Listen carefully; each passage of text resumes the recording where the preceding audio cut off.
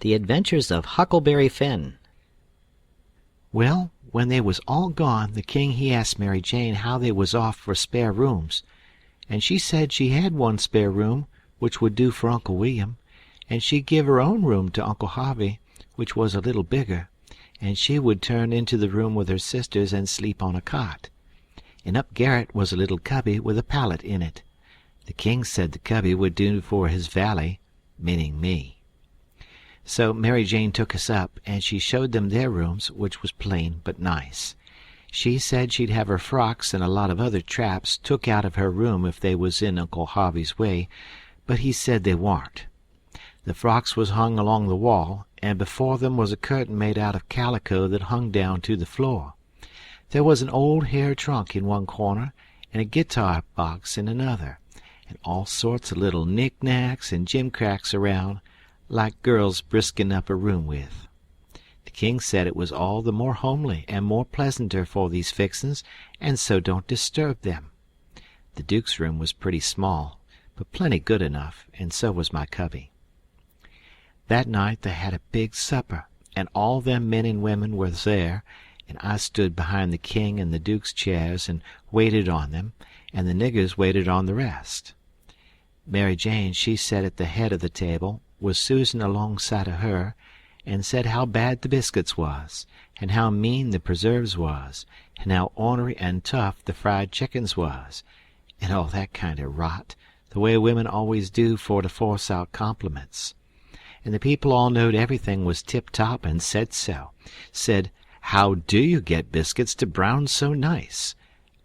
And, where for the land's sakes did you get these amazin' pickles?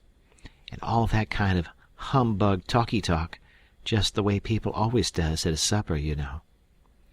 And when it was all done, me and the hare-lip had supper in the kitchen off of the leavin's, whilst the others was helping the niggers clean up the things. The hare-lip, she got to pumping me about England, and blessed if I didn't think the ice was getting mighty thin sometimes. She says, "Did you ever see the king?" "Who, William IV? Well, I bet I have. He goes to our church." I knowed he was dead years ago, but I never let on. So when I says he goes to our church, she says, "What, regular?" "Yes, regular. His pew's right over opposite ourn, on the other side the pulpit." "I thought he lived in London?" "Well, he does. Where would he live?" "But I thought you lived in Sheffield." I see I was up a stump. I had to let on to get choked with a chicken bone so as to get time to think how to get down again. Then I says, "I mean he goes to our church regular when he's in Sheffield. That's only in the summertime when he comes there to take the sea baths." "Why, how you talk! Sheffield ain't on the sea." "Well, who said it was?" "Why, you did." "I didn't nuther." "You did." "I didn't." "You did." "I never said nothin' of the kind." "Well, what did you say then?" "Said he come to take the sea baths. That's what I said."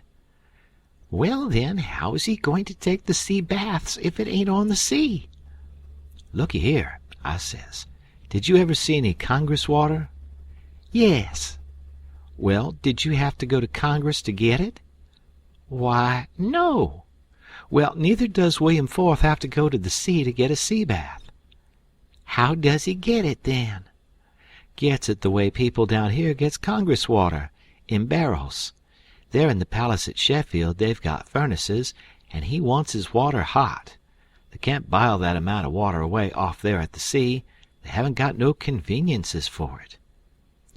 "Oh, I see now. You might have said that in the first place and saved time." When she said that, I see I was out of the woods again, and so I was comfortable and glad. Next she says, "Do you go to church too?" "Yes, regular." "Where do you sit?" "Why, in our pew." "Whose pew?" "Why, our'n, your Uncle Harvey's." "His'n? What does he want with a pew?" "Wants it to set in. What did you reckon he wanted with it?" "Why, I thought he'd be in the pulpit." Right him, I forgot he was a preacher. I see I was up a stump again, so I played another chicken bone and got another think. Then I says, "Blame it, do you suppose there ain't but one preacher to a church?" "Why, what do they want with more?" "What, to preach before a king? I never see such a girl as you. They don't have no less than 17. 17! My land! Why, I wouldn't set out such a string as that, not if I never got to glory. It must take 'em a week." "Shucks, they don't all of 'em preach the same day, only one of 'em." "Well, then, what does the rest of 'em do?" "Oh, nothing much. Loll around, pass the plate, and one thing or another, but mainly they don't do nothing." "Well, then, what are they for?" "Why, they're for style. Don't you know nothing?" "Well, I don't want to know no such foolishness as that. How is servants treated in England? Do they treat 'em better'n we treat our niggers?" "No. A servant ain't nobody there. They treat 'em worse than dogs." "Don't they give 'em holidays the way we do? Christmas and New Year's week and 4th of July?" "Oh, just listen. A body could tell you hain't ever been to England by that. Why, why, Joanna, they never see a holiday from year's end to year's end. Never go to the circus, nor theater, nor nigger shows, nor nowheres." "Nor church?" "Nor church." "But you always went to church." "Well, I was gone up again. I forgot I was the old man's servant. But next minute I whirled in on a kind of an explanation how a valet was different from a common servant, and had to go to church whether he wanted to or not, and set with the family on account of its being the law. But I didn't do it pretty good, and when I got done I see she warn't satisfied. She says, "Honest Injun, now, hain't you been telling me a lot of lies?" "Honest Injun," says I. "None of it at all?" "None of it at all. Not a lie in it," says I. "Lay your hand on this book and say it." I see it warn't nothing but a dictionary, so I laid my hand on it and said it. So then she looked a little better satisfied and says, "Well, then, I'll believe some of it, but I hope to gracious if I'll believe the rest." "What is it that you won't believe, Joe?" says Mary Jane, stepping in with Susan behind her. "It ain't right nor kind of you to talk so to him, and him a stranger and so far from his people. How would you like to be treated so?" "That's always your way, Mame, always sailing in to help somebody before they're hurt. I ain't done nothing to him. He's told some stretchers, I reckon, and I said I wouldn't swallow it all. And that's every bit and grain I did say. I reckon he can stand a little thing like that, can't he?" "I don't care whether 'twas little or whether 'twas big. He's here in our house and a stranger, and it wasn't good of you to say it. If you was in his place it would make you feel ashamed, and so you oughtn't to say a thing to another person that will make them feel ashamed." "Why, Mame, he said—" "It don't make no difference what he said. That ain't the thing. The thing is for you to treat him kind, and not be saying things to make him remember he ain't in his own country and amongst his own folks." I says to myself, this is a girl that I'm letting that old reptile rob her of her money. Then Susan, she waltzed in, and if you'll believe me, she did give Harelip hark from the tomb. Says I to myself, and this is another one that I'm letting him rob her of her money. Then Mary Jane, she took another inning and went in sweet and lovely again, which was her way, but when she got done there weren't hardly anything left to old poor Harelip. So she hollered. "All right, then," says the other girls, "you just ask his pardon." She done it, too, and she done it beautiful. She done it so beautiful it was good to hear, and I wished I could tell her 1,000 lies so she could do it again. I says to myself, this is another one that I'm letting him rob her of her money. And when she got through they all just laid theirselves out to make me feel at home and know I was amongst friends. I felt so ornery and low down and mean that I says to myself, my mind's made up. I'll have that money for them or bust. So then I lit out. For bed, I said, meaning some time or another. When I got by myself, I went to thinking the thing over. I says to myself, shall I go to that doctor, private, and blow on these frauds? No, that won't do. He might tell who told him. Then the king and the duke would make it warm for me. Shall I go private and tell Mary Jane? No, I dasn't do it. Her face would give them a hint, sure. They've got the money, and they'd slide right out and get away with it. If she was to fetch in help, I'd get mixed up in the business before it was done with, I judge. No, there ain't no good way but one. I got to steal that money somehow, and I got to steal it some way that they won't get suspicion that I done it. They've got a good thing here, and they ain't a-going to leave till they've played this family and this town for all they're worth. So I'll find a chance time enough. I'll steal it and hide it, and by and by, when I'm away down the river, I'll write a letter and tell Mary Jane where it's hid. But I better have it tonight if I can, because the doctor maybe hasn't let up as much as he lets on he has. He might scare them out of here yet. So, thinks I'll go and search them rooms.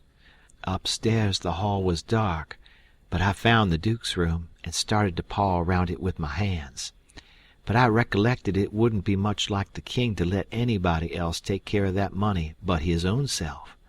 So then I went to his room and begun to paw around there. But I see I couldn't do nothing without a candle, and I dasn't light one, of course. So I judged I've got to do the other thing, lay for them and eavesdrop. About that time I hears their footsteps coming, and was going to skip under the bed. I reached for it, but it wasn't where I thought it would be. But I touched the curtain that hid Mary Jane's frocks, so I jumped in behind that and snuggled in amongst the gowns and stood there perfectly still. They come in and shut the door, and the first thing the Duke done was to get down and look under the bed. Then I was glad I hadn't found the bed when I wanted it. And yet, you know, it's kind of natural to hide under the bed when you're up to anything private. They sets down then, and the king says, "Well, what is it? And cut it middlin' short, because it's better for us to be down there a-whoopin' up the mornin' than up here givin' 'em a chance to talk us over." "Well, this is it, Cabot. I ain't easy, I ain't comfortable. That doctor lays on my mind. I wanted to know your plans. I've got a notion, and I think it's a sound one." "What is it, Duke?" "That we better glide out of this before 3 in the mornin' and clip it down the river with what we've got. Especially seeing we got it so easy, given back to us, flung at our heads, as you may say, when of course we allowed to have to steal it back.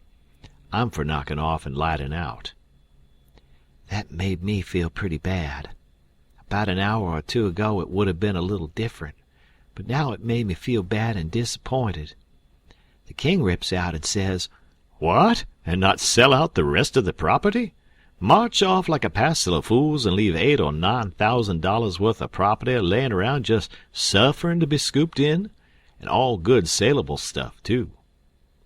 The Duke, he grumbled, said the bag of gold was enough, and he didn't want to go no deeper, didn't want to rob a lot of orphans of everything they had. "Why, how you talk," says the king. "We shan't rob them of nothing at all but just this money. The people that buys the property is the sufferers, because as soon as it's found out that we didn't own it, which won't be long after we've slid, the sale won't be valid, and it'll all go back to the estate. These yer orphans 'll get their house back again, and that's enough for them. They're young and spry, and can easy earn a livin'.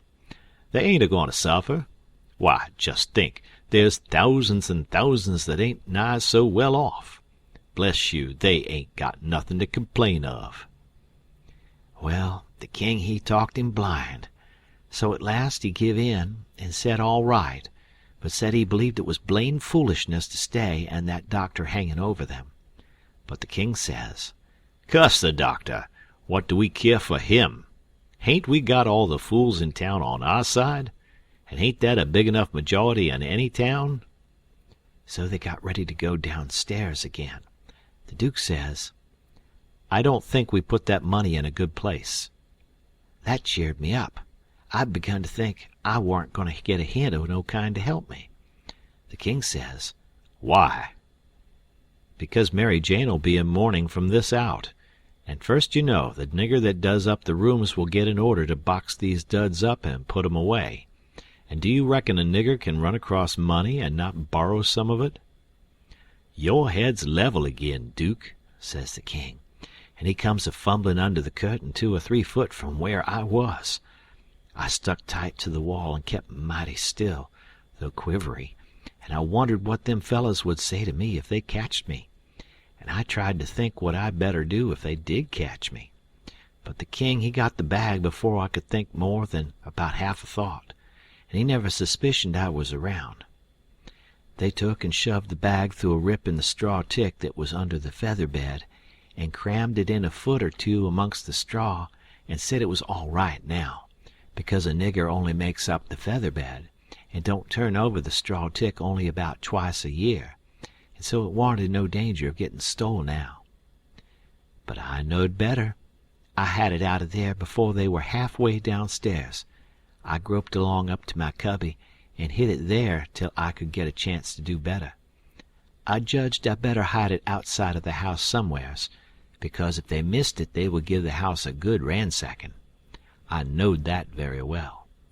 Then I turned in, with my clothes all on, but I couldn't have gone to sleep if I'd have wanted to. I was in such a sweat to get through with the business.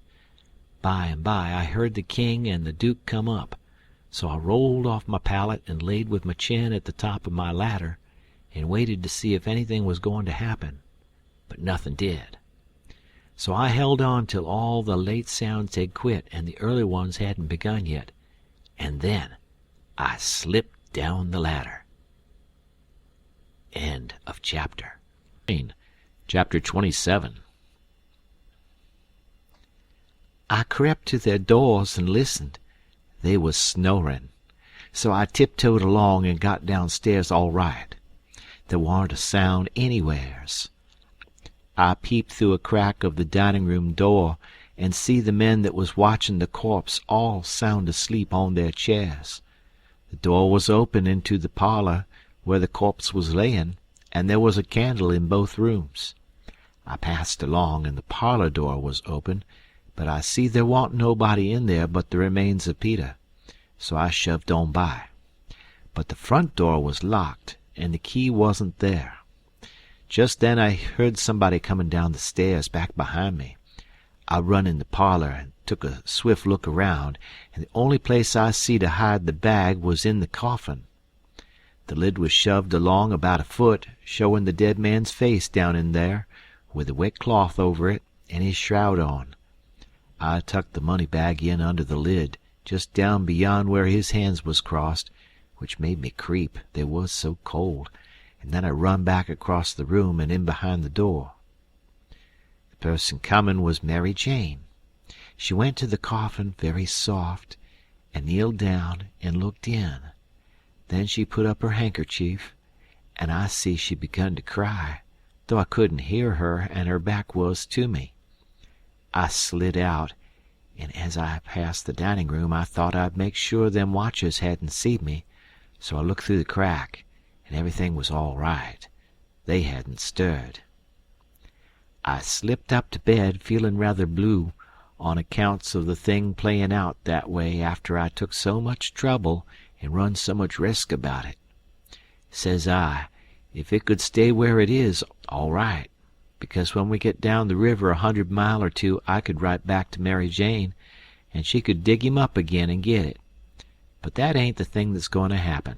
The thing that's going to happen is the money'll be found when they come to screw on the lid. Then the King'll get it again, and it'll be a long day before he gives anybody another chance to smooch it from him.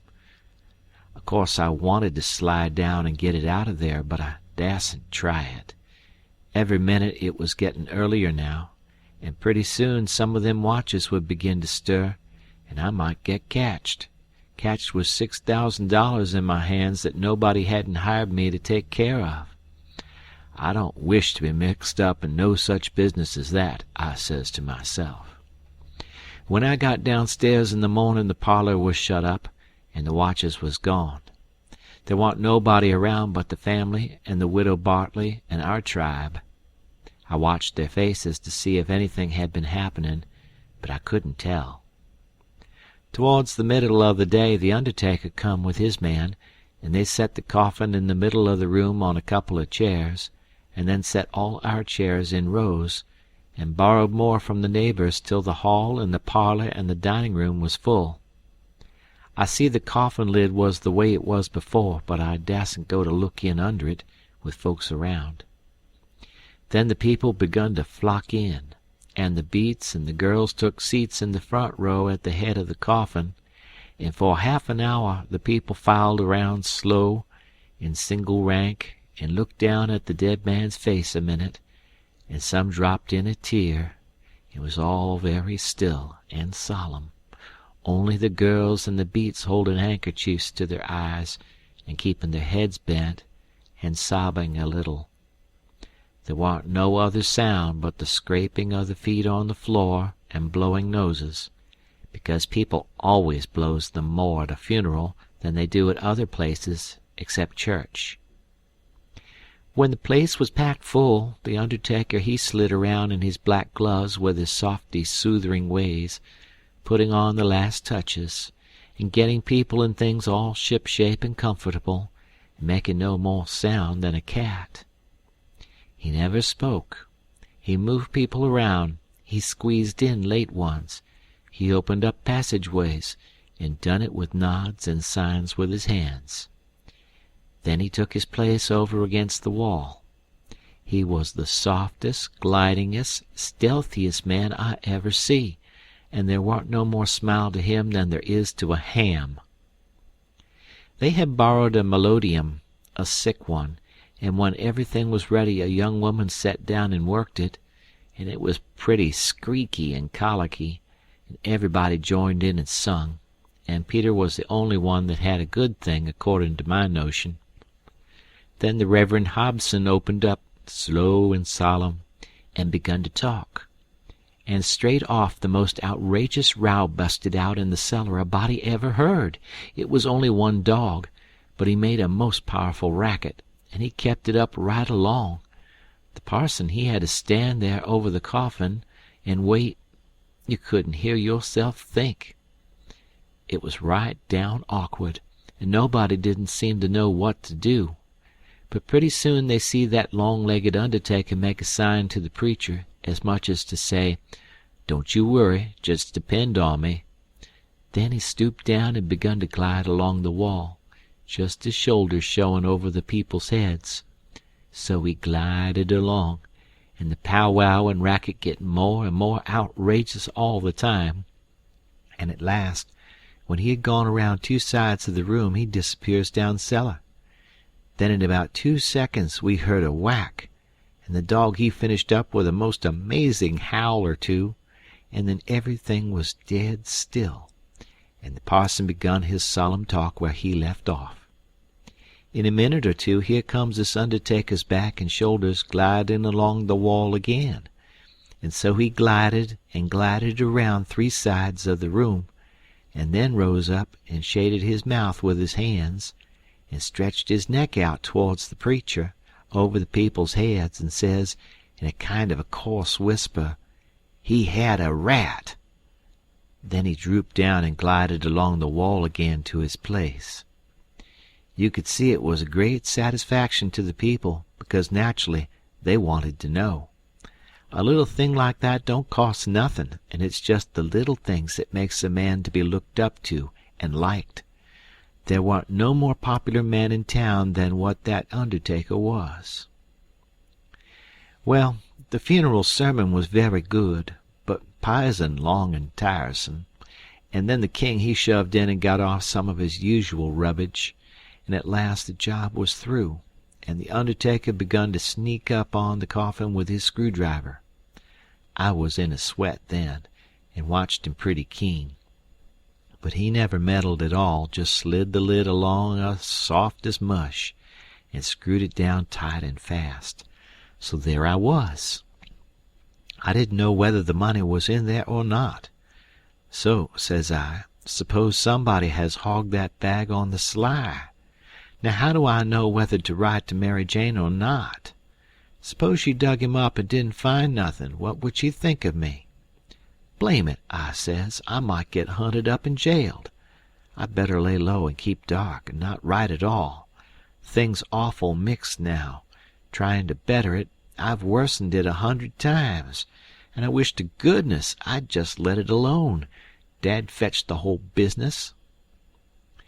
They buried him, and we come back home, and I went to watching faces again. I couldn't help it, and I couldn't rest easy. But nothing come of it. The faces didn't tell me nothing. The king he visited around in the evening, and sweetened everybody up, and made himself ever so friendly, and he give out the idea that his congregation over in England would be in a sweat about him, so he must hurry and settle up the estate right away and leave for home. He was very sorry he was so pushed, and so was everybody. They wished he could stay longer, but they said they could see it couldn't be done. And he said of course him and William would take the girls home with them, and that pleased everybody too, because then the girls would be well fixed and amongst their own relations. And it pleased the girls too, tickled them so they clean forgot they ever had a trouble in the world, and told him to sell out as quick as he wanted to, they will be ready. Them poor things was that glad and happy it made my heart ache to see them getting fooled and lied to so, but I didn't see no safe way for me to chip in and change the general tune. Well, blamed if the king didn't build the house and the niggers and all the property for auction straight off, sailed 2 days after the funeral, but anybody could buy private beforehand if they wanted to. So the next day after the funeral, along about noontime, the girls' joy got the first jolt. A couple of nigger traders come along, and the king sold them the niggers reasonable, for 3-day drafts as they called it, and away they went, the 2 sons up the river to Memphis, and their mother down the river to Orleans. I thought them poor girls and them niggers would break their hearts for grief. They cried around each other, and took on so it most made me down sick to see it. The girls said they hadn't ever dreamed of seeing the family separated or sold away from the town. I can't ever get it out of my memory, the sight of them poor miserable girls and niggers hanging around each other's necks and crying, and I reckon I couldn't have stood it at all, but would have had to bust out and tell on our gang if I hadn't knowed the sale warn't no account and the niggers would be back home in a week or 2. The thing made a big stir in the town, too, and a good many come out flat-footed and said it was scandalous to separate the mother and the children that way. It injured the frauds some, but the old fool he bulled right along, spite of all the Duke could say or do, and I tell you the Duke was powerful uneasy. Next day was auction day. About broad day in the morning, the king and the Duke come up in the garret and woke me up, and I see by their look that there was trouble. The king says, "Was you in my room night before last?" "No, your majesty," which was the way I always called him when nobody but our gang warn't around. "Was you in there yesterday or last night?" "No, your majesty." "Honor bright now, no lies." "Honor bright, your majesty, I'm telling you the truth. I hain't been near your room since Miss Mary Jane took you and the Duke and showed it to you." The Duke says, "Have you seen anyone else go in there?" "No, your grace, not as I remember, I believe." "Stop and think." I studied a while and see my chance. Then I says, "Well, I see the niggers go in there several times." Both of them give a little jump, and looked like they hadn't ever expected it, and then like they had. Then the Duke says, "What, all of them?" "No, leastwise not all at once. That is, I don't think I ever see them all come out at once, but just one time. Hello, when was that? It was the day we had the funeral. In the morning. It warn't early, 'cause I overslept. I was just starting down the ladder, and I see them. Well, go on. Go on. What did they do? How did they act? They didn't do nothing. And they didn't act anyway much, as fur as I see. They tiptoed away. So I seen easy enough that they'd shoved in there to do up your Majesty's room or something, supposin' you was up, and found you warn't up, and so they was hoping to slide out of the way of trouble without waking you up, if they hadn't already waked you up. Great guns, this is a go, Says the king, and both of them looked pretty sick and tolerable silly. They stood there a-thinking and scratching their heads a minute, and the Duke he bust into a kind of a little raspy chuckle and says, It does beat all how neat the niggers played their hand. They let on to be sorry they was going out of this region, and I believe they was sorry, and so did you, and so did everybody. Don't ever tell me any more that a nigger ain't got any histrionic talent. Why, the way they played that thing, it would fool anybody. In my opinion, there's a fortune in 'em. If I had capital and a theater, I wouldn't want a better layout than that. And here we've gone and sold 'em for a song. Yes, and ain't privileged to sing the song yet.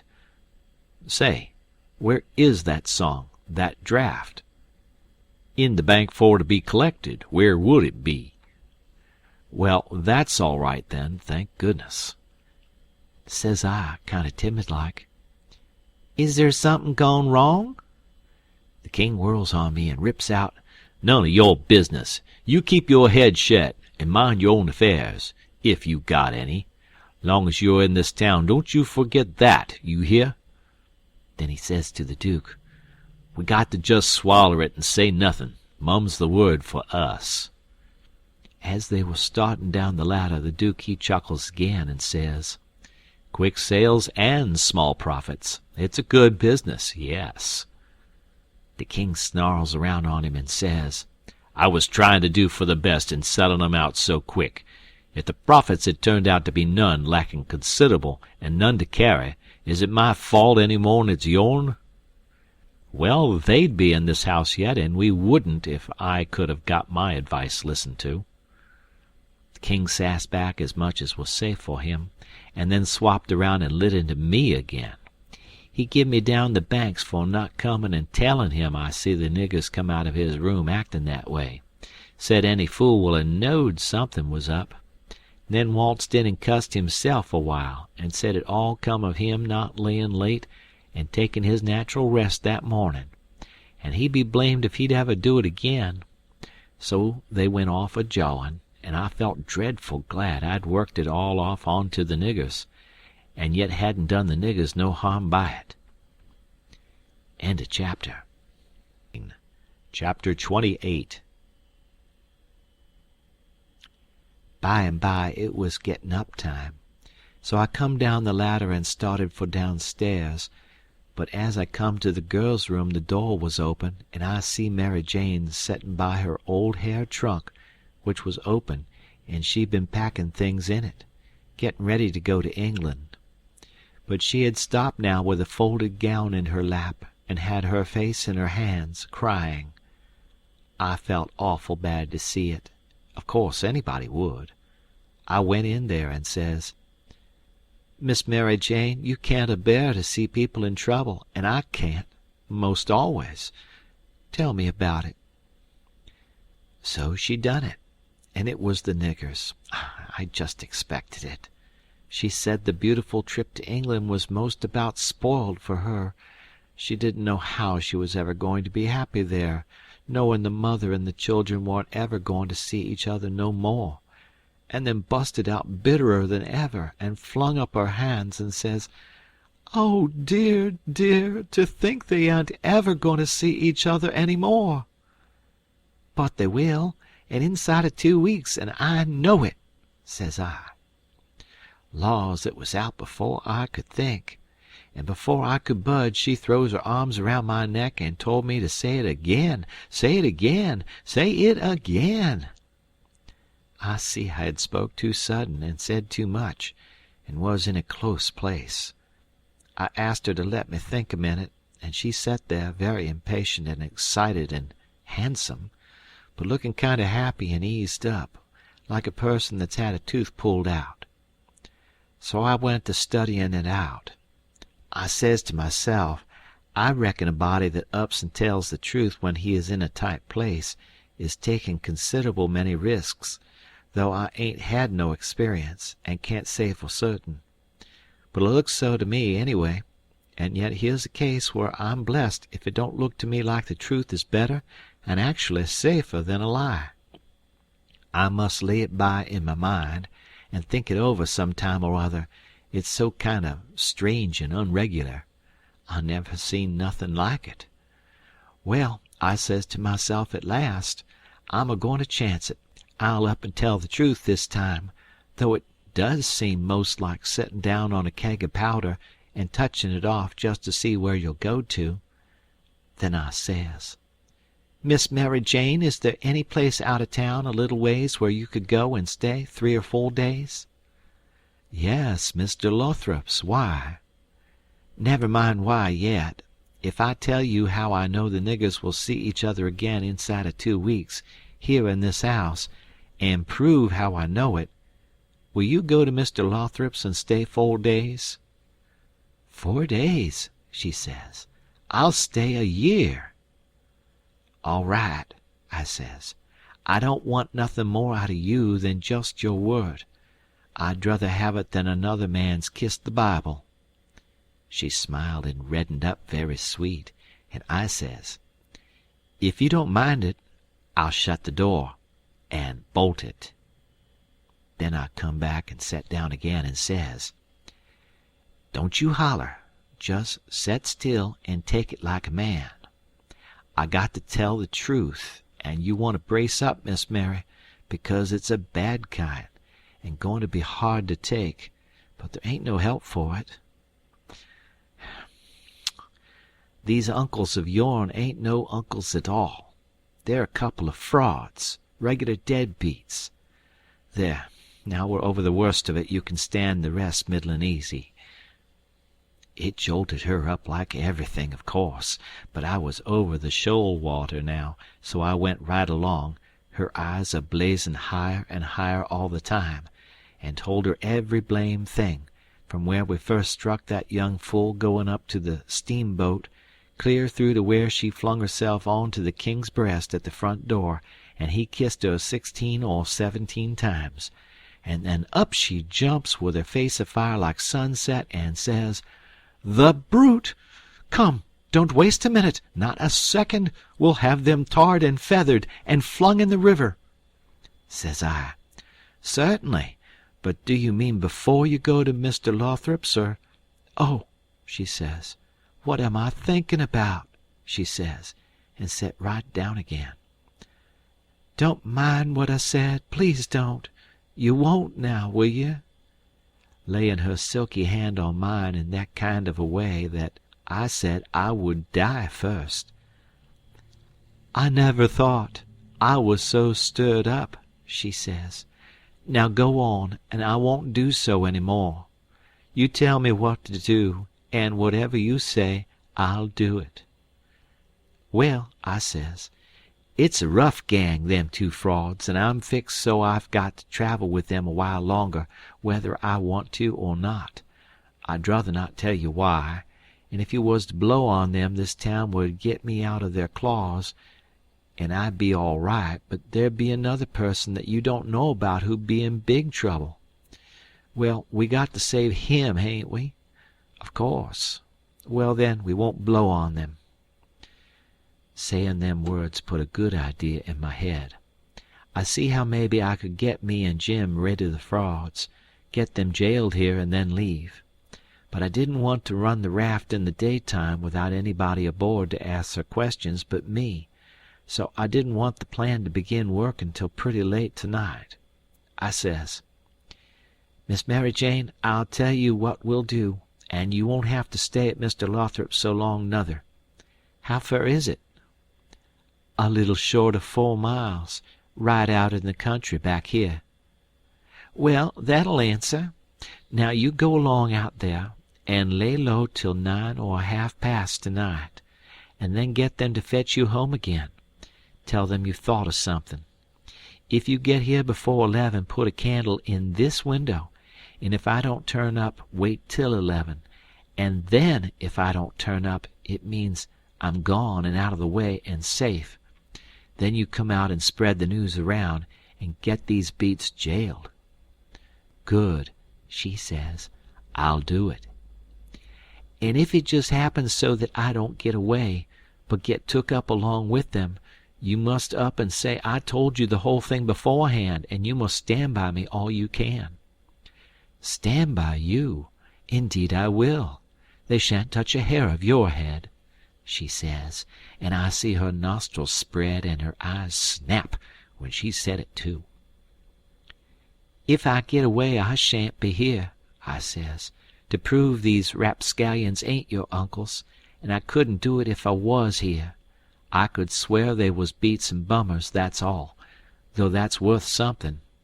Well, there's others can do that better than what I can, and they're people that ain't going to be doubted as quick as I'd be. I'll tell you how to find them. Give me a pencil and a piece of paper. There. Royal Nonsuch Bricksville. Put it away and don't lose it. When the court wants to find out something about these two, let them send up to Bricksville and say they've got the men that played the Royal Nonsuch, and ask for some witnesses.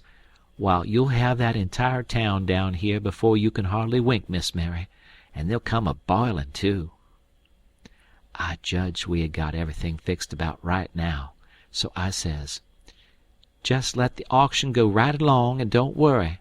Nobody don't have to pay for the things they buy till a whole day after the auction on accounts of the short notice, and they ain't going out of this till they get that money, and the way we've fixed it the sale ain't going to count, and they ain't going to get no money. It's just like the way it was with the niggers. It warn't no sale, and the niggers will be back before long.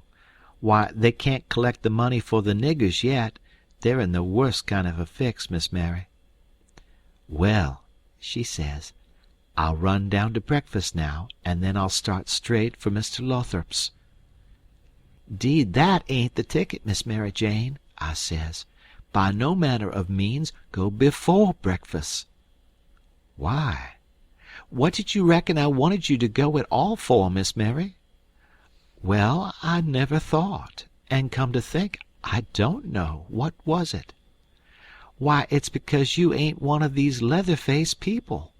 I don't want no better book than what your face is. A body can set down and read it off like coarse print. Do you reckon you can go and face your uncles when they come to kiss you good morning and never— There, don't. Yes, I'll go before breakfast. I'll be glad to. And leave my sisters with them?" "Yes, never mind about them. They've got to stand it yet a while. They might suspicion something if all of you was to go. I don't want you to see them, nor your sisters, nor nobody in this town. If a neighbor was to ask how is your uncles this morning, your face would tell something. No, you go right along, Miss Mary Jane, and I'll fix it with all of them. I'll tell Miss Susan to give your love to your uncles and say you've went away for a few hours for to get a little rest and change, or to see a friend, and you'll be back tonight or early in the morning." "Gone to see a friend is all right, but I won't have my love given to them." "Well, then, it shan't be." It was well enough to tell her so, no harm in it. It was only a little thing to do and no trouble, and it's the little things that smooths people roads the most down here below. It would make Mary Jane comfortable, and it wouldn't cost nothing. Then I says, "There's one more thing, that bag of money." "Well, they've got that, and it makes me feel pretty silly to think how they got it." "No, you're out there. They hain't got it." "Why, who's got it?" "I wish I knowed, but I don't. I had it. because I stole it from them, and I stole it to give it to you, and I know where I hid it, but I'm afraid it ain't there no more. I'm awful sorry, Miss Mary Jane. I'm just as sorry as I can be, but I done the best I could. I did, honest. I come nigh getting caught, and I had to shove it into the first place I come to and run, and it warn't a good place. Oh, stop blaming yourself. It's too bad to do it, and I won't allow it. You couldn't help it. It wasn't your fault. Where did you hide it? I didn't want to send her thinking about her troubles again, and I couldn't seem to get my mouth to tell her what would make her see that corpse lying in the coffin with that bag of money on his stomach. So for a minute I didn't say nothing. Then I says, I'd rather not tell you where I put it, Miss Mary Jane, if you don't mind letting me off, but I'll write it for you on a piece of paper, and you can read it along the road to Mr. Lothrop's if you want to. Do you reckon that'll do? Oh, yes. So I wrote, I put it in the coffin. It was in there when you was crying there away in the night. I was behind the door, and I was mighty sorry for you, Miss Mary Jane. It made my eyes water a little to remember her crying there all by herself in the night, and them devils lying there right under her own roof, shaming her and robbing her, and when I folded it up and give it to her, I see the water coming to her eyes, too. And she shook me by the hand hard and says, Goodbye. I'm going to do everything just as you've told me, and if I don't ever see you again, I shan't ever forget you, and I'll think of you a many and many a time, and I'll pray for you, too. And she was gone. Pray for me? I reckoned if she'd knowed me, she'd take a job that was more nearer her size. But I bet she done it just the same. She was just that kind. She had the grit to pray for Judas if she took the notion. There weren't no back down to her, I judge. You may say what you want to, but in my opinion she had more sand in her than any girl I ever see. In my opinion she was just full of sand. It sounds like flattery, but it ain't no flattery, and when it comes to beauty, and goodness, too, she lays over them all. I hain't ever seen her since that time that I see her go out that door. No, I hain't ever seen her since, but I reckon I've thought of her a many and a many a million times, and of her saying she would pray for me. And if ever I'd a thought it would do any good for me to pray for her, blamed if I wouldn't have done it or bust. Well, Mary Jane, she lit out the back way, I reckon, because nobody see her go. When I struck Susan in the hare-lip, I says, What's the name of them people over on the other side of the river that you all goes to see sometimes? They says, There's several, but it's the Proctors mainly. That's the name, I says. I most forgot it. Well, Miss Mary Jane, she told me to tell you she's gone over there in a dreadful hurry. One of them's sick. Which one? I don't know. Leastways, I kind of forget, but I thinks it's... Sakes alive, I hope it ain't Hanner. I'm sorry to say it, I says, but Hanner's the very one. My goodness, and she's so well only last week. Is she took bad? It ain't no name for it. They sit up with her all night, Miss Mary Jane said, and they don't think she'll last many hours. Only think of that now. What's the matter with her? I couldn't think of anything reasonable right off that way, so I says, Mumps. Mumps your granny. They don't set up with people that's got the mumps. They don't they? You better bet they do with these mumps. These mumps is different. It's a new kind, Miss Mary Jane said. How's it a new kind? Because it's mixed up with other things. What other things? Well, measles and whooping cough and erysipelas and consumption and yellow janders and brain fever and I don't know what all. My land, and they call it the mumps? That's what Miss Mary Jane said. Well, what in the nation do they call it the mumps for? Why, because it is the mumps. That's what it starts with. Well, there ain't no sense in it. A body might stump his toe and take poison and fall down the well and break his neck and bust his brains out, and somebody come along and ask what killed him, and some numbskull up and say, why, he stumped his toe. Would there be any sense in that? No, and there ain't no sense in this, nuther. Is it catchin'? Is it catchin'? Why, how you talk. Is a harrow catchin' in the dark? If you don't hitch on to one tooth, you're bound to on another, ain't you? And you can't get away with that tooth without fetching the whole harrow along, can you? Well, these kind of mumps is a kind of a harrow, as you may say, and it ain't no slouch of a harrow nuther. You come to get it hitched on good. Well, it's awful, I think, says the harelip. I go to Uncle Harvey and... Oh, yes, I says. I would. Of course I would. I wouldn't lose no time. Well, why wouldn't you? Just look at it a minute, and maybe you can see.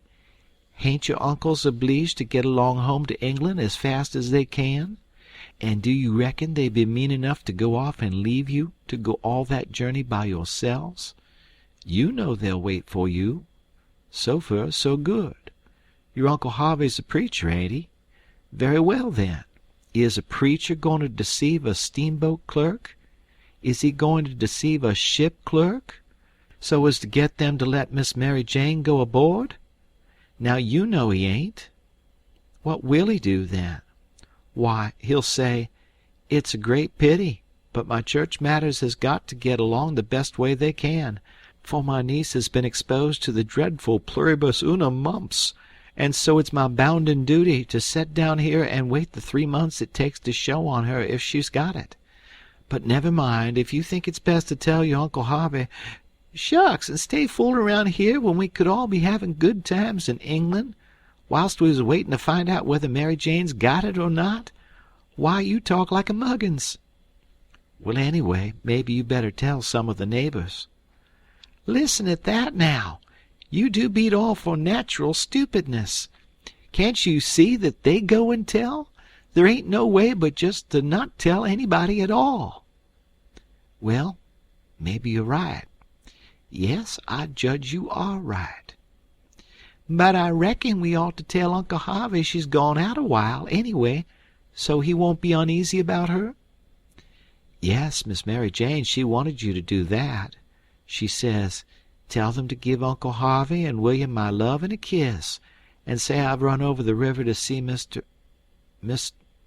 What is the name of that rich family your Uncle Peter used to think so much of? I mean the one that... Why, you must mean the Apthorps, ain't it? Of course. Bother them kinds of names. A body can't ever seem to remember them half the time, somehow. Yes, she said. Says she had to run over for to ask the Apthorps to be sure and come to the auction and buy this house, because she allowed her Uncle Peter would rather they had it than anybody else, and she's going to stick to them till they say they'll come, and then, if she ain't too tired, she's coming home, and if she is, she'll be home in the morning anyway. She said, don't say nothing about the Proctors, but only about the Apthorps, which be perfectly true, because she is going there to speak about their buying the house. I know it because she told me so herself. All right, they said, and cleared out to lay for the uncles and give them the love and the kisses and tell them the message. Everything was all right now. The girls wouldn't say nothing because they wanted to go to England, and the king and the duke would rather Mary Jane was off working for the auction than around in reach of Dr. Robinson. I felt very good. I judged I had done it pretty neat. I reckoned Tom Sawyer couldn't have done it no neater himself. Of course, he would have throwed more style into it, but I can't do that very handy, not being brung up to it. Well, they held the auction in the public square, along towards the end of the afternoon, and it strung along, and the old man he was on hand and looking his level poisonous up there alongside of the auctioneer, and chipping in a little scripture now and then, or a little goody-goody saying of some kind, and the Duke he was around goo-gooing for sympathy all he knowed how, and just spreading hisself generally. But by and by the thing dragged through, and everything was sold, everything but a little old triflin' lot in the graveyard. So they got to work that off. I never seen such a giraffe as the king was for wanting to swallow everything. Well, whilst they was at it a steamboat landed, and in about 2 minutes up comes a crowd a whooping and yelling and laughing and carrying on and singing out, "Here's your opposition line. Here's your 2 sets of heirs to old Peter Wilkes, and you pays your money and you takes your choice." End of chapter.